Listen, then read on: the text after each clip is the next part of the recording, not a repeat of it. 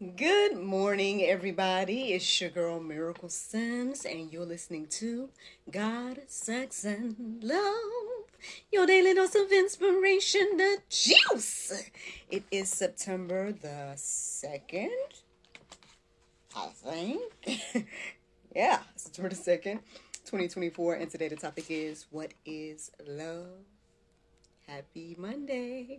It's Happy Monday, everybody, and happy Labor Day as well. Hopefully you guys had a wonderful weekend. Mine was just fine. Yes, mine was good / great overall. Y'all know that I had my birthday shenanigans over the weekend. So shout out to everybody that came through, showed love, and celebrated with me in person. The mob bosses, we had lunch, you know what I'm saying? So shout out to Maggiano's for providing an awesome lunch experience. They had us right in the center of the restaurant at this round circle table, so that was really cool. My guests that were there, we kind of did this little joke. One, I had everybody take mug shots because I already had those little mugshot signs from my shows that I usually do, the mystery shows, which I do miss. It did make me miss doing my 1920 show, Jazz Age Jeopardy, because being in the Italian restaurant, the jazz music was going, it just was a real cool vibe. My guests, they got into it as well. One of my guests had brought like a violin case with her, kind of like you never know what's in that violin case type vibes. And yeah, people was going all out. One of my homegirls, she had like a hat combination with the stole and the really cute outfit, and hubby even put his cool hat on. Everybody got into it with the decor. With the dressing, dressing like mob bosses. At some point, I think right before we had cake, we kind of had this mob boss type of conversation, like, how are things over there in the east? How about in the north, in the west? And me and my husband, we was representing the south, and just was like pretty much the table where we were sitting on at the table.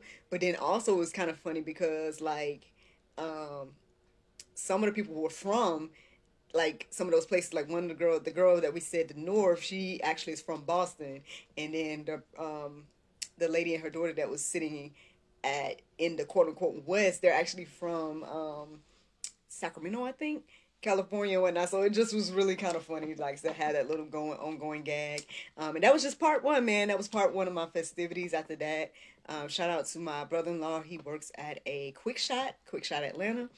And that's where we went for a quote unquote target practice. Your girl shot an AK. I think I shot a 38. No, wait. I don't even know what else I shot. I shot a small gun, a bigger gun, and then the AK. And yeah, it was very loud in there and whatnot. And of course, me and my party people were standing out. And a couple of people that didn't get a chance to come to lunch, they came. So my sister and my niece came. Another lady from church, she came with her pinstripe suit on. And it was just a really cool vibe. Good times. And so, yeah, man. I would say my birthday went off without a hitch. Thank you again to those that were celebrating with me. If you follow me on Facebook, then you may have seen the photos and whatnot. And yeah, so that was really cool. That was what my Saturday looks like. And then Sunday, I was working, you know what I'm saying? It was superhero day at the church.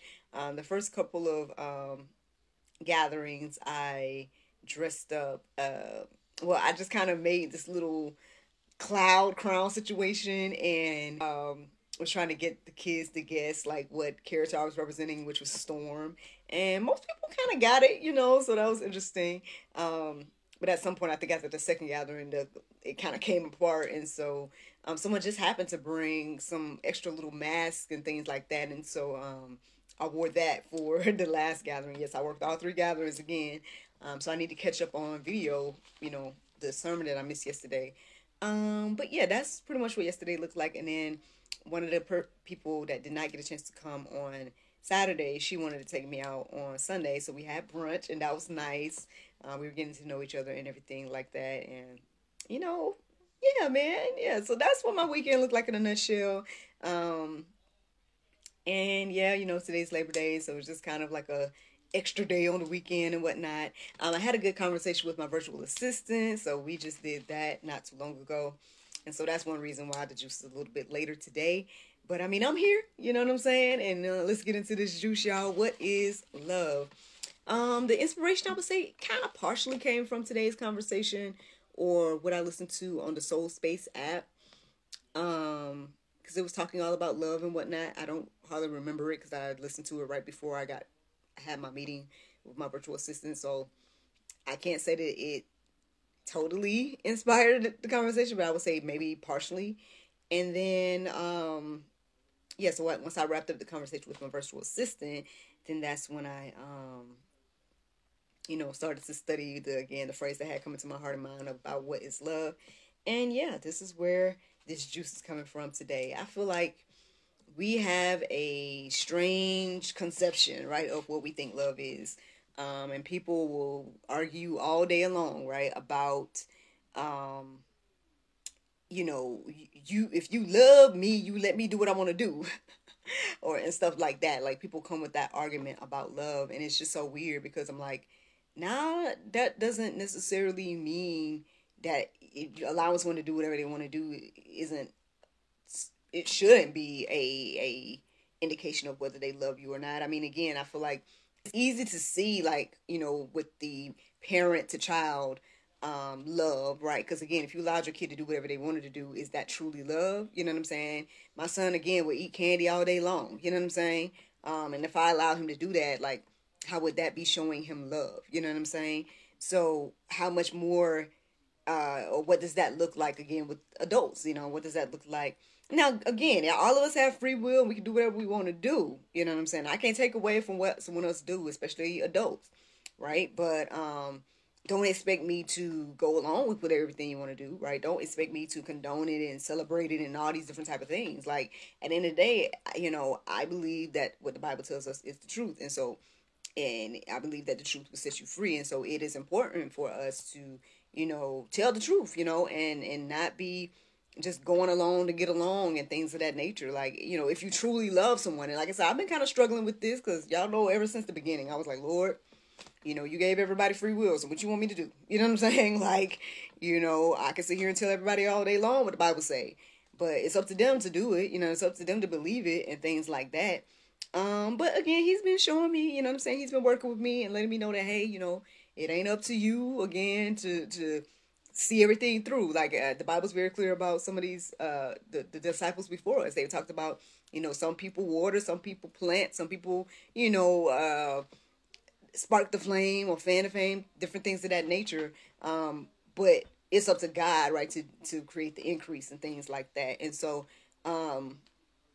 all of these things, I would say, is part of today's conversation about what is love. So let's get into it, y'all. So when I found this definition today, I was like, let me just get a general definition, because I know we can just go straight to a biblical definition and stuff like that. But in general, we're going to say, what is love? This is what I came across today. A deep and profound feeling of affection, care, and attachment towards someone or something. So that is a general definition of love. And I get it, man. It can be tough because, again, like, there's all these different types of love, right? So I think sometimes when we hear the word love, we think about whatever type we like the best, right? We think about probably eros and, all these different type of things. But, obviously, again, we know that it's multifaceted. I'm sure there's different ways to define love and things like that. But obviously, you guys know your girl's going to be coming from the Bible. So let's see what the Bible got to say about love, y'all. So 1 John 4:8, it says, whoever does not love does not know God, because God is love. I know that makes it difficult too, right? Because, again, we don't think of love as a tangible thing sometimes. I mean, maybe sometimes we do. I mean, I guess sometimes people look at getting gifts or whatnot as love. But outside of that, like, what do you think about when you hear that phrase, God is love, right? I don't know. I don't know what you think about when you hear that phrase. Like, does it make it difficult to understand, that there is a being out there that represents it is love itself? Can you imagine love to be a person? I don't know, but I'm just telling you what the Bible say, right? That is the verse it says. So then another verse says, 1 John 4:19, it says, we love because he first loved us. So any idea of love that we have, it comes from the Lord. At the end of the day, again, we know that everything comes from God. Again, if you believe the Bible, X, Y, and Z. And so this too comes from him, right? This idea of love. Now, of course, it's tainted and all that stuff these days. I mean, it can be very, very, again, confusing. And that's something I went a little bit deeper about as well. I went and had a little conversation with the Chat Holy Bible app and everything like that. And I was like, why are we so confused by love? And it helped me get this nice little list together. I wrote a list down, but I don't know if, no, I didn't write that particular list down. But if you guys got to go deeper about that and try to get more understanding about why is it that we misunderstand or we confuse this idea of love, you guys can go deeper and do that on your own. But I did feel led to write down Galatians 5 and 22 and 23. It says, but the fruit of the Spirit is love, joy, peace, forbearance, kindness, goodness, faithfulness, gentleness, and self-control. Against such things there is no law. So, all of these things, I guess, represents different aspects of love. But it starts off with saying, but the fruit of the Spirit is love. And then we said that in the beginning that God is love, right? And that we love first because he loved us. And so, I mean, if we are confused about love, right? If we don't understand it, then it seems to me we need to go to the source, right? Now, again, depending on where you are spiritually and whatnot, you may not believe that. You may, again, we got our own ideas of what we think love is. And I think one of the things, like I brought it up earlier, but like one of those things that really, I don't know if I would say confused me, but that I really just kind of like try to understand people and why they say what they say and do what they do. It's like, how can we think that, for example, people are offended by people sharing the gospel, right? People are offended by, us trying to warn, if we believe that what the Bible says is true and we're like, hey, friend, I see you going down the dark path, or maybe even not just that, I can sit here and share my testimony all day long and if I see somebody going down the path that I was going, it will be only kind and loving for me to share with you, hey man, I was headed that way and, and it wasn't good, you know what I'm saying? And so if I can warn you, it would be the best, most loving thing to do that. People don't see it that way though, right? When we share the gospel and stuff like that, people are offended, right? People don't want to hear it, or they, you don't love me and X, Y, and Z. Like I was chit-chatting with the lady I was telling you all about yesterday, and we were kind of sharing some of the things we've been through with friends in the past. And it's just one of those things where everybody has different perspectives, and I know that there's a lot of things that play a part in why we think what we think and do what we do. Culture, all these different things can play a role in it. But I mean, I'm going to share this list of things that love isn't, in the hopes that it will encourage us and inspire us to understand what love is, or seek the Lord for the final answer for you what love is, right? So, love seeks the best for others. Okay, seeking the best for others. It's not this self-gratifying thing. It seeks the best for others, okay? Love speaks the truth. Like, it will be very unloving for me to lie to you and allow you to live a lie and I claim to love you, And I know, like I said, I find it very difficult because, again, I know we got free will. People can do whatever they want to do, especially grown people. Again, depending on the relationship it is with you, it's very difficult to have tough conversations and, again, give the truth and love and stuff like that. But again, if you truly love someone, then that's the best thing you can do. Now, they can receive it or not. That's their choice at the end of the day and things like that. But don't expect me, if I say I love you, to just lie to you, right? And be cool with that and things of that nature. Like, it's best for me to tell the truth. And so, love speaks the truth. Love does not enable sin. I mean, I know that's another difficult thing because, look, we have all sinned and fallen short. I'm not sitting here trying to act like I'm perfect by any means. I come on here every day and share with you guys the ups and downs, my failures, and things of that nature because at the end of the day, I'm not going to sit here and act like I haven't sinned and I don't sin X, Y, and Z. But I'm going to point you to the one that helps us with that, right? And that's Jesus, right? And so, again, that would be the loving thing for me to do, to not enable your sin, but help you, turn from it. Now, we all got to repent, you know what I'm saying? We all got to go our own journey and path, and it's going to take whatever time and all that different type of stuff. But enabling you, right, is not something that someone that loves you would do. So, I mean, I know people don't receive that, right? But I mean, I don't know what else to say. You know what I'm saying? Like, again, love does not enable sin. Love sets boundaries. That's something that I've had to do a lot of this year, and it's caused some issues, right? It's severed some relationships and all this different type of stuff. But at the end of the day, I have to set boundaries. Like, at the end of the day, I can't be no yes ma'am. You know, I can't be no yes woman all the time. Like, at the end of the day, if I love you, right, and I call you friend or whatever the case may be, like, boundaries have to be set. Like, I can't be out here again taking on burdens that aren't mine to take on. Like, I can come alongside you if we're going the same way, but if you're going this way and I'm going the other way, at some point a boundary needs to be set, and you know, everybody should understand that and things of that nature. And so, you know, and then last but not least, I mean, it says here that love is not permissive. You know, again, with that's one of those lies, I believe, of the enemy, to make you feel like, oh, allowing me to do whatever I want to do and not saying anything about it or whatever the case may be, is that's love. That's love. That's how you love me. Well, okay, you know, if you feel like that's what love is, by all means, live your life. You got free will. God gave it to you. Who am I? You know what I'm saying?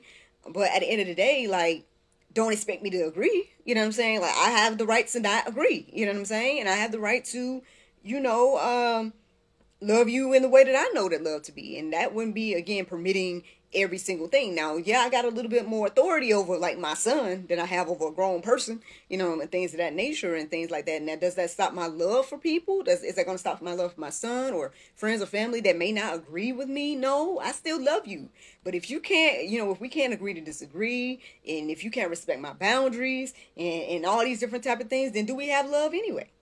You know, these are all questions that I've had to ask myself, you know, over the past few months when it comes to, you know, different situations and things. And so, you know, this is just one of those things to think about. I mean, hopefully getting the idea of what love isn't, it has helped you to understand what love is. Again, but if that doesn't, go to the source. The Bible tells us that God is love. The Bible tells us that God, you know, gave us love. The reason we love is because he loved us.